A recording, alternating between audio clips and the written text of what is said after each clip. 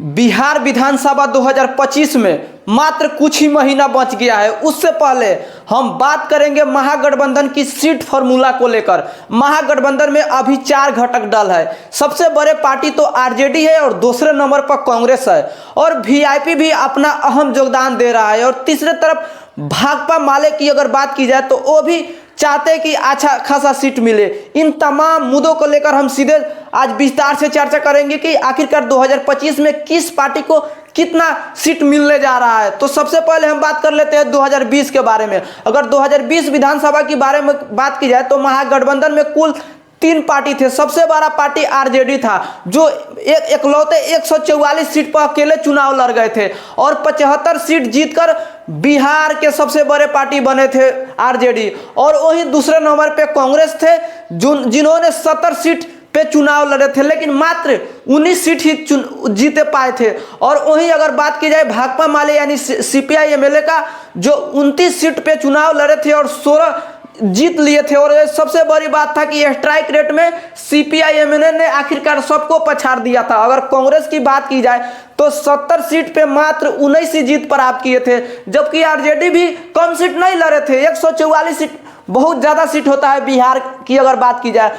मात्र 75 जीते सबसे बड़े पार्टी बने लेकिन उनका स्ट्राइक रेट सीपीआई एमएलए से कम था। अब 2025 में क्या होने जा रहे हैं, क्योंकि 2025 में 4 पार्टियों का गठबंधन है। एक तो आरजेडी सबसे अगर बात की जाए तो सबसे बड़े पार्टी है और आरजेडी इस साल चाहते हैं कि 110 से 120 पे हम चुनाव लड़े। वहीं कांग्रेस को जो तेजस्वी यादव है बिहार के सबसे अगर महागठबंधन की बात करें जो युवा चेहरा भी है और वही महागठबंधन को लीड कर रहे हैं। उनके मुताबिक मात्र 50 से 60 ही सीट देना चाहते हैं कांग्रेस को और कांग्रेस लेने को लिए तैयार नहीं है। लेकिन अभी देखने वाली बात है कि क्या 50 से 60 सीटों पर मानेंगे, क्योंकि तेजस्वी यादव वीआईपी पार्टी को भी सीट देना चाहते हैं और वीआईपी पार्टी खुद कह रहे हैं मुकेश सहनी को अब हमको 4 नहीं 40 विधायक बनाना है। क्योंकि 2020 विधानसभा की बात की जाए तो पहले तो अगर 2020 चुनाव से ठीक पहले वो महागठबंधन में थे, लेकिन जब प्रेस कॉन्फ्रेंस हुआ महागठबंधन के उसी में से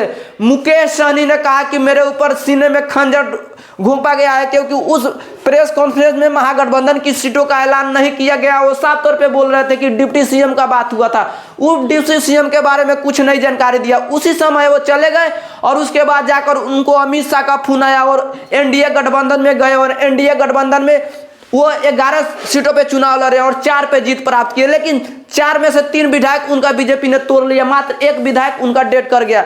इसी को देखते हुए मुकेश सहनी बोल रहे हैं कि 4 नहीं 40 विधायक चाहिए और डिप्टी सीएम चाहिए। तो क्या उनको 40 सीट मिलेगा महागठबंधन में? नहीं, ऐसा नहीं हो सकता है। मात्र उनको 20 से 30 सीट ही मिल सकता है अधिकतम।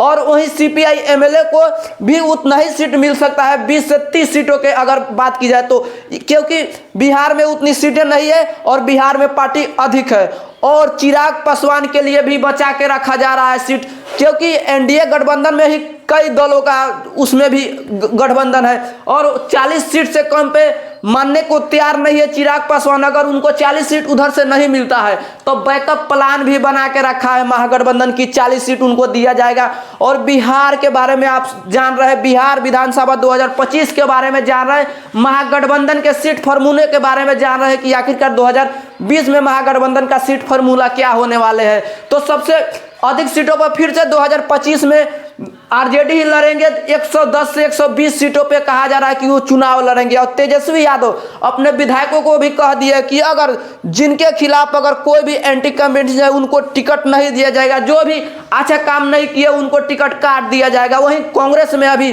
कन्हैया कुमार और पप्पू यादव लीड करेंगे और वहीं एक प्रभारी बनाकर कर्नाटक का भेजा गया है, युवा प्रभारी है और उनकी भी सोच समझ है कि कांग्रेस को कैसे आगे ले जाया जाए। बिहार में अपने दम पे भी चाहता है कि कांग्रेस अगर आरजेडी के साथ गठबंधन नहीं हुआ तो अपने दम पर भी लड़ने को तैयार है और सीपीआई एमएल तो 20 से 30 सीटों पे हो सकता है कि वो मान जाए। और वहीं वीआईपी पार्टी को भी अच्छा खासा सीट देना होगा बिहार में महागठबंधन की ओर से, जिसका लीड स्वयं तेजस्वी यादव कर रहे हैं। और उनका मुख्यमंत्री का अगर चेहरा भी बात की जाए तो तेजस्वी यादव ही है आरजेडी के सबसे बड़े नेता, युवा नेता, और बिहार में भी उनका अच्छी पकड़ है। और अगर बात की जाए तो यादव मुस्लिम के सबसे बड़े लीडर भी है तेजस्वी यादव, और तेजस्वी यादव ही 2025 में कहा जा रहा है कि मुख्यमंत्री का उम्मीदवार होने वाला है। तो आप जाने महागठबंधन 2025 में सीटों का फॉर्मूला, 2020 का भी नतीजा जाने। तो मिलते हैं अगले वीडियो में, तब तक के लिए धन्यवाद। आप देख रहे थे बीजी न्यूज फास्ट।